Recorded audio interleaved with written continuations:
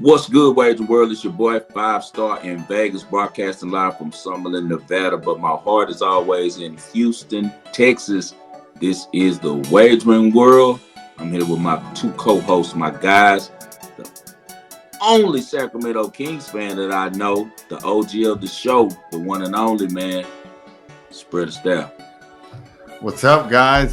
Finally got back in the winning track there with our last show, and I'm looking forward to breaking down some more football today.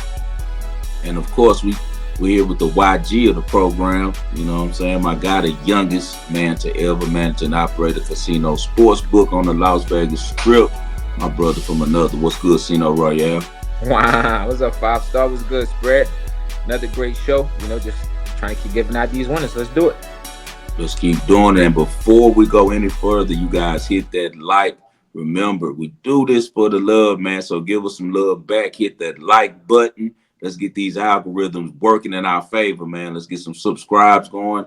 If you guys subscribe, put at the bottom, I subscribe, and you will get a free Supreme clientele play. Only thing that you have to do after you put the I subscribe, the second step is to screenshot it and DM me on X. 5 Star in Vegas, as you see right under me right here. The @ you have to spell out the 5. Someone has a little fake 5 Star in Vegas with a number 5 in the front. That's not me. You have to spell out the 5. Send me a DM. Well, when you send me the DM, I'll make sure to give you that play, and it will be a well play. It will be a 10% play.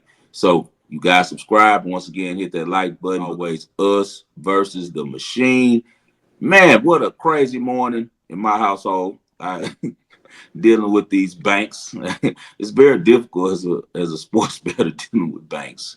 I don't know which one is harder, owning a cannabis shop or being a sports bettor in Vegas when it comes to dealing with banks, man. Hey, Five Star, I can kind of agree with you on that. Especially whenever I first moved here from Louisiana, I would trying to take money out and stuff like that, and they'll always be like, "Oh, it's fraud and stuff like that." I'd be like, "What you doing with this amount of money? Why is you question how much money I'm trying to take out? I'm trying to go gamble." And when I start working in the casino, I start to learn is certain thresholds. Like once you start to deposit or putting in a certain amount of money, they start looking at you and they start reporting certain things. I'm like, what the hell's going on in here? I didn't know all this. But yeah, banks and casinos, I don't think they work well together. Sports bettors and banks, they don't work well together. Why? Because if you want to take some money out your bank account, deposit it right into your sportsbook account, the maximum you can put in is $3,000 because of the government. Yeah, right. But if I want to put 5K, but I want to put 10K, and then I go to the bank and I can't get my money out, the bank got me on hold for 5 hours, and I didn't miss my morning games, and now it's all a hassle. So 5 Star, safety deposit box the rules, man. Best place Man, to I have it, learned man. that. I learned that. I think I told you that story before. I learned that many years ago. I want to say maybe 2010, 11 or so. You I'm put me down. on that, bro. You put Yeah, me I on got a that. lot of money tied up with a local Houston bank. I'm talking about a lot of money, right? Because at the time I'm doing really well with booking and doing shows and things like that. So I had 6 figures in the account, and I'm going on one. I'm on one in Vegas, right? You know how you get. I'm betting, and I'm down like 2 bets. I probably bought like a nickel in my pocket, and I lost that. And so now I'm trying to, get to some more money. Think they let me advance like another nickel. Made a bet, lost that. So now I'm like, I need to put a dime. I'm for sure about this other game. I'm gonna get all my money back. Yeah, I'm going home. yeah. They wouldn't let me touch any more of my money. It was all types of heck. I'm talking about craziness over my money. So I made sure to call my banker Ian. He had the same name as my son. And I told him he was a little British guy, a black British guy, a really cool guy. So I told him, hey, look, man, I need my money, man. He's like, why you close relationships? I like, because when I need access to my money, I don't want anybody trying to stop me from my money. Like it's my money. I earned it. I'm trusting your bank to hold it. I'm allowing you guys to use my money to make more money for your bank. So Right, what are you right. doing? So they end up giving my money to me in a paper bag. So I left out the bank with Man. like 3 paper bags. So it was so now after that I'm like, I'm through with these banks. So I don't really keep a lot of money in the bank anymore. Try to invest it and do other things. Also was crazy on the hard courts is my guy, my favorite tennis player ever, Gael Monfils, comes through with a big time upsets Carlito. Did you see the Monfils match spread? No, I missed the match, but fill us in on it. What did you see while you were watching it?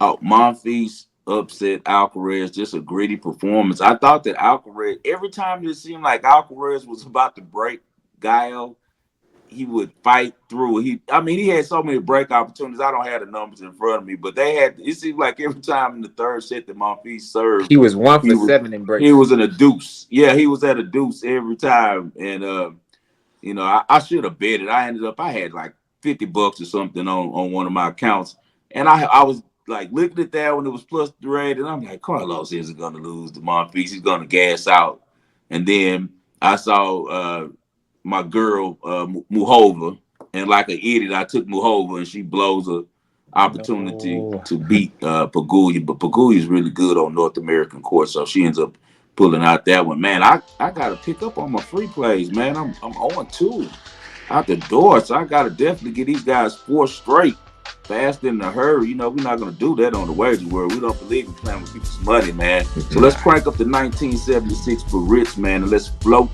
to the past. I moved my record to 1-1 as Brandon Nakashima got the win.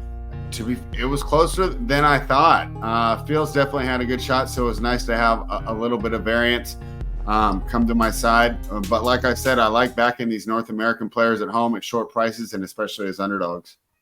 Yeah, man, it was tight sets between 2 good servers, man. Fields was broken in game 11 actually of the first set, and then he loses in the tiebreaker. Arthur Feast has a really, really bright future in tennis. As I'm a big Feast guy. I was on him early, man. I You put rode me him a on couple feast. times before.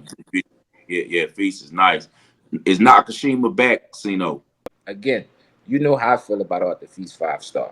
Arthur Feast, ever since he was that -200, and I put that 2,000 on him to win 1,000, and he lost in straight sets. Never.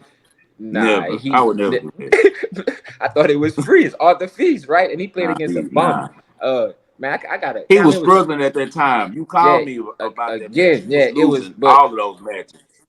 like right now, again, that's It just was how I South feel. America. He had no business over there. He's never going over there again. You That's know what. what was Hey, wrong with him. You man, know what never. was wrong with him in Oh, South I America. definitely he was Stop it. working. Yeah, Why he was he losing. was working. I know he was working, and I felt bad because I'm like, I'm gonna pick up this Yeah. easy style. I still got that ticket too. I didn't even rip it up. I usually rip them up, but nah.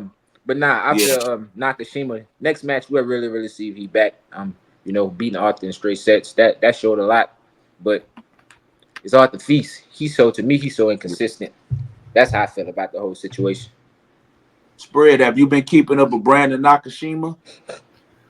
Not as much as I should. I just like that position in that spot, and I saw the match against Fritz. And sometimes that's what I do.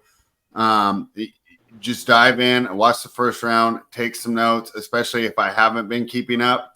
First round can be very indicative, and I don't think there's anything wrong with waiting sometimes. Of course, I did have that first round play in the women's, but that was just a typical system that we do, and that's fade a big name player coming off a big win with someone that we thought was young and live. So overall, no, but I liked what I saw in the first round, and that's where I came from. I feel he did pick it up just a tad bit after seeing what he did against Rublev. In the first Yeah. set, taking to a tiebreak or something like that. In the future, he should be good. It's open next. I don't think it's any smaller tournaments before that. There's a smaller tournament, but he'll probably skip it. Mm-hmm. He was warming up. Nakashima was one of the brightest Americans coming out maybe 2-3 years ago when he was in the next gen. He struggled, man. He was losing to like some real no names at one time. Now he's fought his way back up into the top 50. Now he's the 49th ranked player. He's 8-2 in his last 10 matches, and he's beat some really good players. I actually rode him. I didn't expect him to beat Fritz. I rode him on that one too. He beat Tommy Paul. He has a great record against Tommy Paul. I want to say he's 3-0 against Tommy Paul. So maybe he's turning the corner. He's a young kid. There's no telling what kind of stuff he's been going through. Pressure, love, life, all of that. But as I said, great call right there by Spread. Sino went 1-1, but you take your record to 2-1. Astros squeak out 1 in 10 innings. In Tampa Bay, we knew that was going to be a tough one. We talked about that one. What did you see in that Astros game? So man, in the Astros game, 5-star, like I was telling you guys, I think Blanco, Tampa Bay always gave him trouble. I thought he would step up. He didn't give up no runs. The bullpen came out and they gave up that run. and we slid off in extras, finished 2-1 like that. The Astros look real good. Again, that win streak phenomenal. Hot team in baseball. When they're hot, you just have to continue to ride them. And it's the goddamn Astros 5-star. And I Right. was being nice and I gave out the Dodgers. That was another close game. It was the top of the seventh inning. We tied it, and then 3-3. Bottom of the seventh, we give it right back 4-3. We lost that game by 1 run, but my sister Yeah. usually in 1 run games they always counted as a win because of the run line. So but for us we had the money line, so it's a loss. But 2-1 is nothing to complain about. We still up, and we got more winners later on for you guys. You're not learning yet about the Dodgers. I told you the problem is the bullpen. I keep telling you, and Dave Robertson has no sense. They lose that game that you're speaking of. A fielding everybody usually rely on Mookie Betts, and then you had Walker Buehler only went 3 innings. They're gonna need a lot more out of him. And Dave Roberts he doesn't manage that bullpen well, man. He worked the hell out of them in the game that you picked and they lost. Then he came back the next night and Worked worked them the hell out of again. the same guys and they Yep, Joe lost Kelly. again. Yep, worked them They again. lost again because they gave up 3 runs in the bottom of the 8th last night to lose. And they blow a lead again in Milwaukee. Man, they're right now. The Dodgers are in first place. They could be in second place by the end of the weekend, because they got a tough weekend. They got to go to St. Louis. We know the Cardinals are a tough out at Cardinals home. tough. That's a weekend series, and then you got Arizona. They got to go to Tampa Bay, which they could very well sweep that series Sweep or them. get a Yeah. 2-1. And then they got the Padres with an even easier matchup. They go to Colorado, where they've killed the Rockies over the last few years. So expect them to average like 10 runs a game in Colorado that weekend. So they might be in second place when this weekend's over. We'll see how the Dodgers turn out again. When the postseason come, hopefully they're a different team, but they can't be blowing leads like this. They when the pick that I gave out, guys went up 3-0. I'm like, well, we got this. It's too late to fix the pitching. It's Like, too late to fix the pitching, and you yeah. got Kershaw is a little bit older.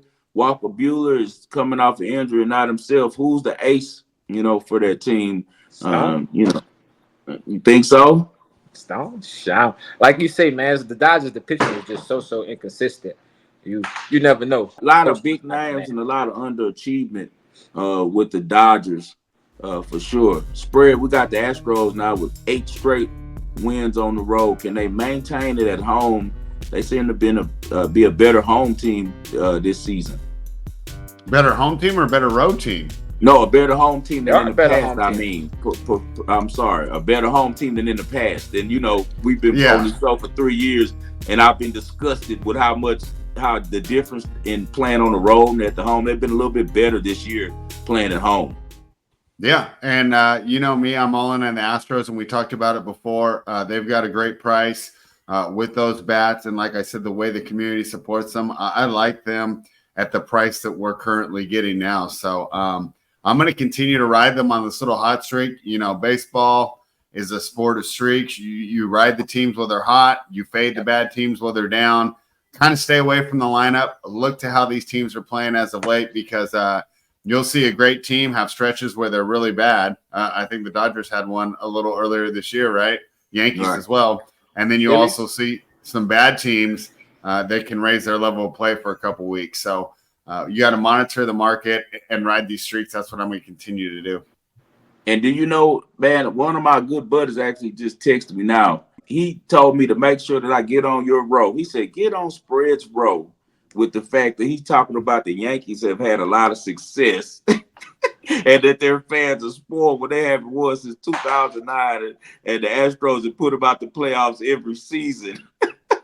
Okay, but go talk to a Yankees fan. They keep going 26 titles, 26 titles, 26 titles. None of them were even probably born. I was about Of to course, say, I when was wasn't the even last one? born. Yeah, I don't remember the last Yankee title, to be honest. They say Oh, really? 2009. I do. I think so. 2009 is the one that I'm hearing. So I don't remember. I remember Jeter and those guys, but that was like Yeah, because they took 2000. out my A's. That was when we were actually Yeah. good. When we had Giambi with the long hair, and then his brother didn't slide. Oh my gosh. But they told me to make sure that. But no, you they act realize like that they've won the it's last high 5 years. Talk to a Yankees expectations in fan. Houston, Texas. Yeah, I mean, I understand his point, but my point is you talk to those fans and they act like they deserve to win every single year. They deserve Right. every free agent, right? They need every trade. And so that was just my point right there. I think the pressure is definitely on that team. Everyone in Houston loves you, spread. They all love you. I fought a 0-2. Oh man, I like these starts though. You guys know when I start like this, that means I'm about to go on a run, man. But the old guru, I'm on 1-2 right now, man. You got Mira Andreeva just smokes Navarro. You could tell she didn't even care. Like Navarro, I don't think that she protected her serve one time. But you know how the girls get. Like if they're in their feelings and they're bad, you are so angry that you bet them because they don't even try. They just and she was in that mode. Like I don't even want to be out here.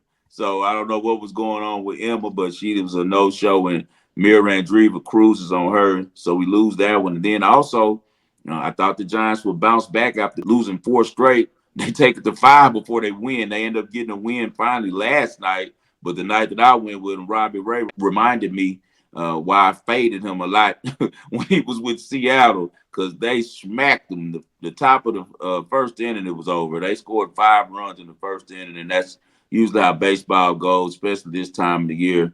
You get a game where your team is down 5 early. How much fight is that team really going to have the rest of the game? And it ended up becoming a complete avalanche as the Braves win 13-2.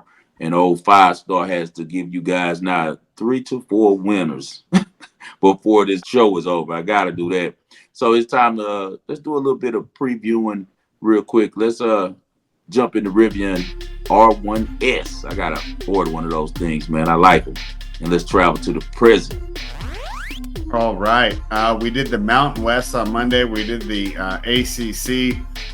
Next week, we're going to jump into the mega conferences. That's the Big 12 and the Big 10, which have a lot more teams than that. So that's going to be like the whole show, just each one of those conferences, man. Yeah, we'll be off next Friday as 5-star will be celebrating for his birthday, and we'll be waiting for these week zeros to kick off. Next Monday, we're going to go ahead and wrap up with probably still the most powerful conference in football, although the Big Ten's looking to push.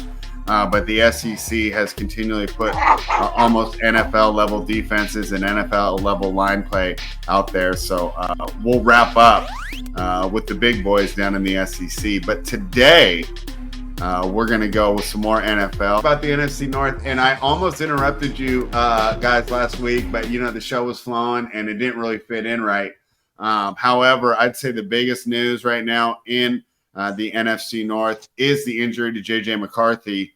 Remember how excited we were saying, hey, man, even though he came in as kind of a rough prospect, looked really good in week 1, and you could see that the team could feel confident about turning things over to him, especially around the time that T.J. Hawkinson came back. So it looked like they were going to do Darnold at the beginning of the year, then some McCarthy as he continued to get ready. Now that plan is off the table. McCarthy's out for the year.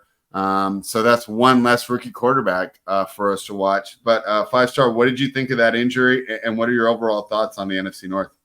The Vikings are just having a bad season, man. This is a really bad time for them. They lose Kyrie Jackson in the offseason. Rest in peace to that kid, and prayers to his family. Such a tragic event. Then next they end up losing the quarterback who was looking really good in the one game that he plays in the preseason with a meniscus. They forced people back. Usually athletes now can come back from meniscus, I think 6 to 8 weeks. But why? I mean, he's a kid. I feel like they should let him get all the way back, strong, because he is a mobile kid. So you don't want to affect any of that, trying to rush him. And then also they lose this past week, Jordan Addison, after he's coming out off of DWI and getting in some trouble, going to sleep on the freeway in his car drunk. And now, he gets hurt also in practice. So not a good start to 2024-25 season for a coach that I really respect. I got a lot of respect for Kevin O'Connell. And, man, he's not having a good start for the Vikings. I don't think that they were going to be really viable in the division anyway. I've looked at the schedules. The Lions should win 12 games. The Packers should win 11. It'll be between those two teams. Who has the slip up on their schedule? Because their schedule, both teams are playing the NFC South. So they're going to have an opportunity to excel this year. And I think they're playing the AFC South. So besides the Texans those none of those 8 teams are impressive to me. So they had both of them have really winnable schedules. Um, I like Green Bay in the playoffs, but I like the Lions to probably win the division again. But I like Green Bay plus 700 to win the NFC. Cino can tell you I've been on the Packers and Texans going to the Super Bowl since like March 1st. I was the first guy talking about Jordan Love when everybody was saying that he sucked. So I he's think, saying that he sucked. So I'll take yeah, my L there. yeah, man, Jordan Love is the guy, and he all it took was I mean, like let's be honest. He didn't start very good last year. We talk about and a tale of two it was cities. all He was nerves, so bad the first 8 weeks, and he was nerves, so good the Butterflies. second 8 weeks. Yeah. So butterflies. That's all it was. Spread. If you yeah, and watch just him like catching I up to the did, pace of the yeah, game yeah, and that's getting all. in there. But If he you watched him showed. like me in college at Utah State, he was special. He jumped off the film as Yeah, the best I player thought on the so field. too. And I'm Yeah. gonna tell you what also motivated him a lot. Him and CJ Stroud are real cool because they're both from Cali. Watching Hmm. CJ ball out like he did, that made him pick his game up too. And Jordan stepped up and started like he's looking like CJ balling. What's the difference? Why I'm not balling? And I was in the league before CJ.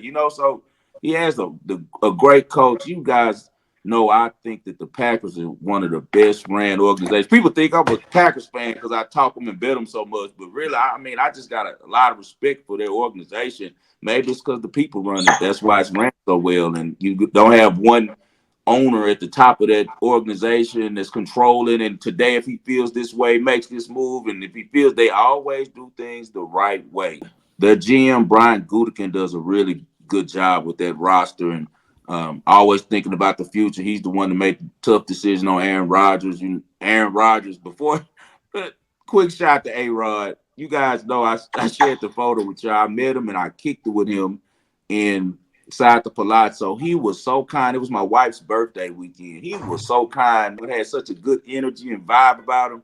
My whole opinion has changed on Aaron Rodgers, man. So sometimes when the media doesn't like these people, it's for a reason. They probably don't want to rub elbows and be in the We mix know why with they them. don't like him. Yeah, Yeah, he's kind of outspoken with some some ideas stuff that that I they might don't not want to agree hear. with, but Yeah. they turn him into like this terrible person Yeah, because they he's had me thinking this guy was gonna be the biggest a-hole ever, and he was yeah. so kind, To man. be fair, he was when he was younger. Okay, I had maybe friends who maybe knew the him even back at Butte, and he was really arrogant, but he's uh in his 40s now, probably a little more mellow. taking those mushrooms. Yeah. He's taking those mushrooms. Well, he was hella mellow, man, and he was a good dude. But anyway, Gutekunst moves off of him and goes with Jordan Love, man, and it set up things perfectly. You can see tweets that I have from 2022 saying that when Jordan Love becomes the quarterback for the Packers, their success rate is going to go up and they're going to go to another Super Bowl. I really like their coach. I'm a super fan of his. He's a great play caller, and he was getting too many audibles from A-Rod. A-Rod wanted to do it his way. He didn't believe in the kid because they're the same age. So, but the kid knows what he's doing. He's a really slick play caller. He's the only guy who really gives Shanahan problems. Shanahan does not like playing him. So last year they had that game won and they got a call. And Jordan Love got told it wasn't his time yet. And he just started playing crazy in the fourth quarter. But before that, they were really handling themselves well against the 49ers. And I think that they let them get through this year. I really like the Cheeseheads. They're my favorite team as far as who's going to go the deepest in the playoffs. But I do think the Lions most likely win the regular season. All right, so 5-star did a pretty good breakdown there of the Lions, the Packers. I talked about the Vikings, but we cannot leave out one team, and that's the team with the #1 pick, the most heralded quarterback prospect since Trevor Lawrence. Your thoughts on the Chicago Bears, and then of course break down the whole division. But we got to get some Bears talk in here. You're gonna leave me with Caleb Love and the Bears. I'm sorry, Caleb Williams and the Bears. Yeah, you might as well call him Caleb Love.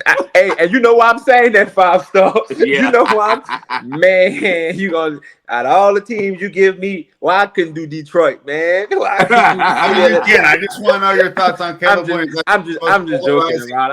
I'm just giving Caleb Williams a little bit of help. But to be honest, the Bears with the new quarterback situation, how they gonna play that? How they gonna do that?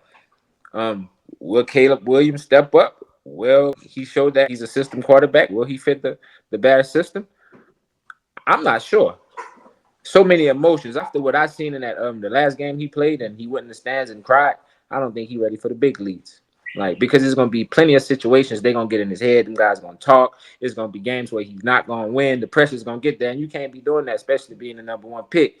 And just the way you carry yourself as a man, like again, like That it's that's I a don't great point, you know. Yeah. trouble, man.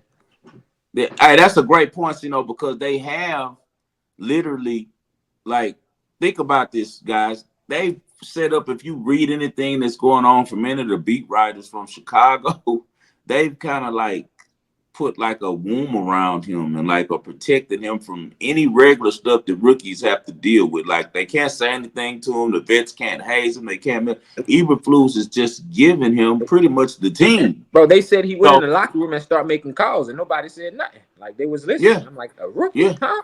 Yeah, yeah, I don't exactly. know. I This don't know team gonna how be much different. I don't know about coddling a guy who's already been coddled for the last 3 years. Don't get me wrong. I know talent. People pay for talent. Most We're definitely. not going to sit up here and act like we're crazy. No, sometimes your abilities can get you more advantages than other people, right? Facts. We Facts. understand that. We all played on the team and know that the coach is going to be nicer and have more leniency if you could play than if you suck. So we don't understand that. Can I jump in real quick? Have Please you do. heard Come the on, Fred. story where Belichick was the defensive coordinator for Parcells? And Yeah, I have. Belichick But goes and tell he it. goes, "Hey, LT was late for the meeting today." And Parcells said, "Well, then why did you start the meeting?" Exactly. Exactly. We Well, know why there's did you different start rules that? for different guys. It's different rules for different guys, man. And Caleb Williams, but at that point, he didn't do it when LT came out of North Carolina the first year. He had to Yeah. earn that respect as a professional player. And that taking Caleb Williams, man, is really getting that special treatment already. I know he's smart. I know he's saying the right things, but he's still a rookie. And Cino made an excellent point with his temperament. How does his He's never lost before. With USC, when he started losing, you guys saw they went downhill fast when they Fast. started losing. Yes. So yeah, how does he take that? I personally, just my opinion on them spread. I think that the Bears go under 9 on wins. We can look through the Bears whole. Yeah, they got them at 9.5. I don't see I 9 think and a that's half. the fantasy guys running them up because they have the best wide receiver tight end score if you No, combine it. they're not doing any research. Keenan Allen is like 20 pounds overweight, looking like a Yeah. tight end right now. Which And is the too bad kid, because I drafted him a ton. and the Man. kid, and the kid that's in Vegas right here, that's from Vegas that played at Washington, he can play. Adunze, he's Yeah, good. he could, but he's not a burner. He's a possession receiver. So how is he going to be able to get open, especially in that division where you know the type of cornerbacks at Green Bay, man? Come on, Green Bay and the Lions have really good defensive backs, and they have both play man-to-man sticky defense. So I don't know if I'm expecting much out of them. And then even Brian Flores does a really good job, and he runs a lot of tricky defenses and zone blitzes and things up in Minnesota. So the Bears, I think they're going to underachieve. I'm not trusting a rookie. I do think Eberflus is a good coach. I think he's smart, but I think that this kid is going to face a lot of stuff that he's not used to. Because the team, he's going to be the number one target for the other teams. Like Cito made a great point with that, man. But I'm like I said, I went under 9.5. I don't trust the Bears because the Bears, in all of their existence, they've had great linebackers, couple decent running backs, great running backs in Walter Payton, Neil Anderson, Gale Sayers. Name one quarterback. I talked to a guy who born and raised in Chicago. I said, you guys have never had a great quarterback. He said some guy that was so old, like from the 30s. I forgot. Well, they were like playing wing T. Sammy Boss. Guy was wearing like number 33. It was quarterback. But the Bears have never done a good job managing quarterbacks. Why would I think they will now? So I'm going under 9.5 on them. Who do you think wins the division, though, Cino? Dan Campbell, 5-star. Okay. I agree. Everything you said, you broke that down phenomenally as always, bro. Ain't nobody. It kicked the damn extra point. Ain't nobody beat Dan Campbell. Nobody beat Dan Campbell. That's how I feel. Hey, so after what they did with Justin Fields in that situation, you think Caleb Williams will he be better than Justin Fields was? Oh, yeah. Yeah, he a better player Yeah. than him. He a better player than him because he can make. The thing about it is, this is the thing that makes a great quarterback. You guys, I watch when I'm watching the tape. Does this guy make the easy throws? If you can complete the easy throws and you guys taking it, it's a layup every time. Like with Rodgers in his prime, with a 10 and out, 15 and in, if they're open, it's just like a handoff. Yeah. It's some guys who operate on with that type of accuracy. That's what impresses me about Bo Nix. I went and looked at some tape on him in Oregon. He's throwing some dots. And I didn't realize during the season because my mind was already made up on him for how much I hated how he played at Auburn, right?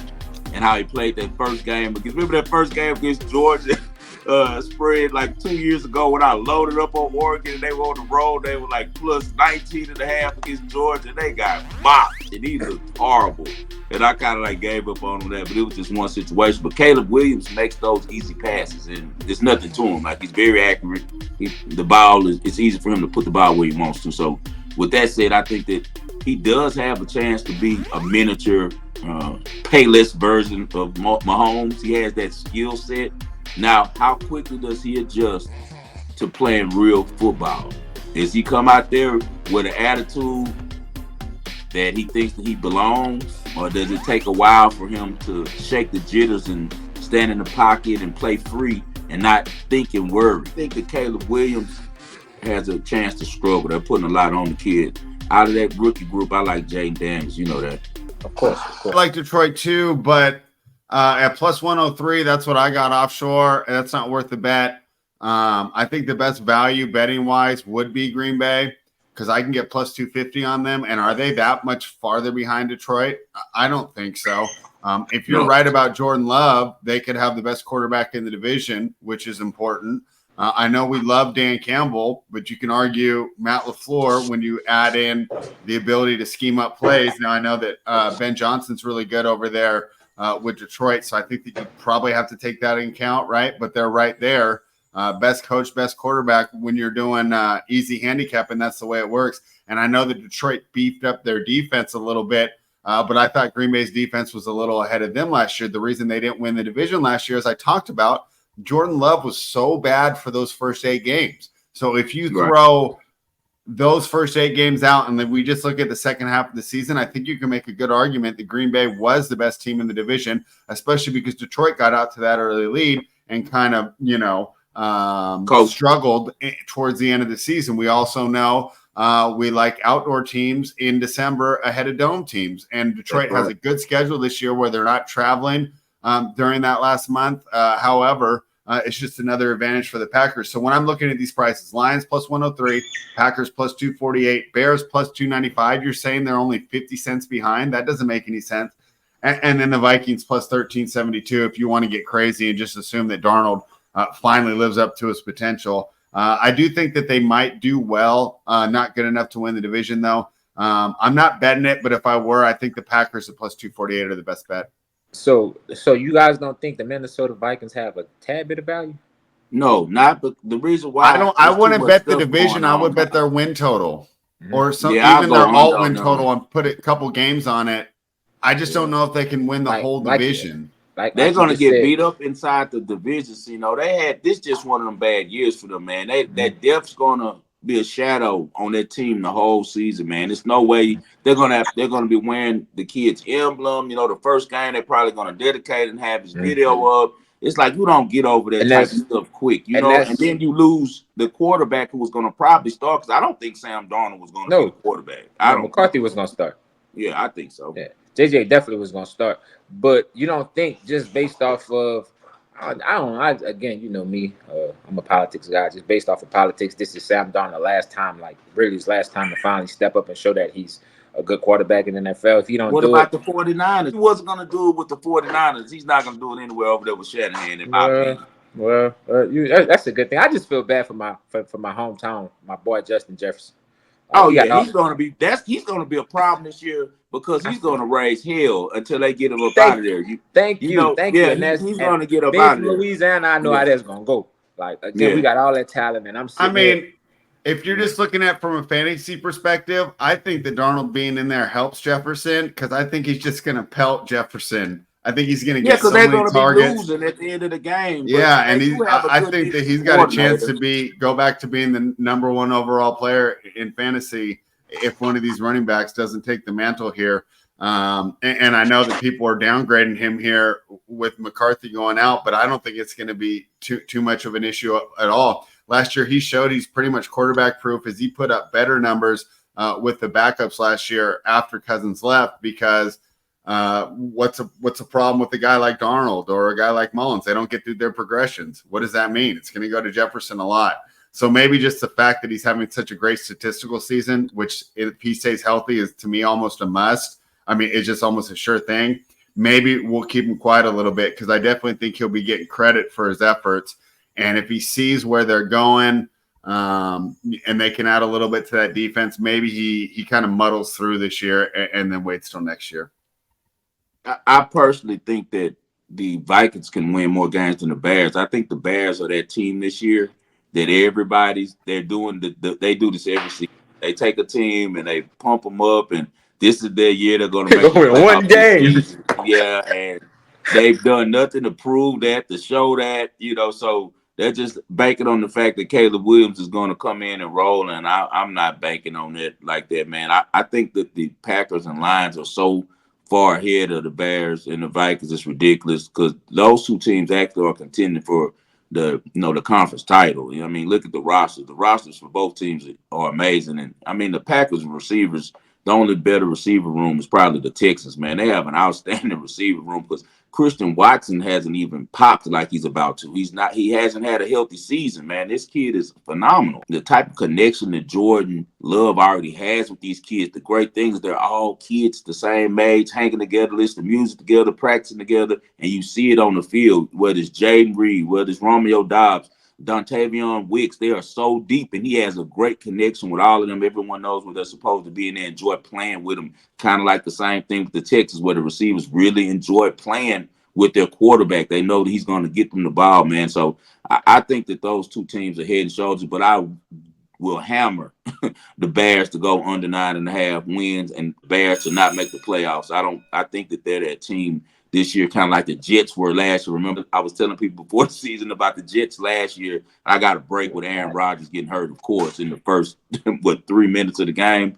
But I was all year telling people, even on ESPN 97.5, when they asked me, like, what's the team that's going to disappoint? I told them it's the Jets. I think it's the Bears this season.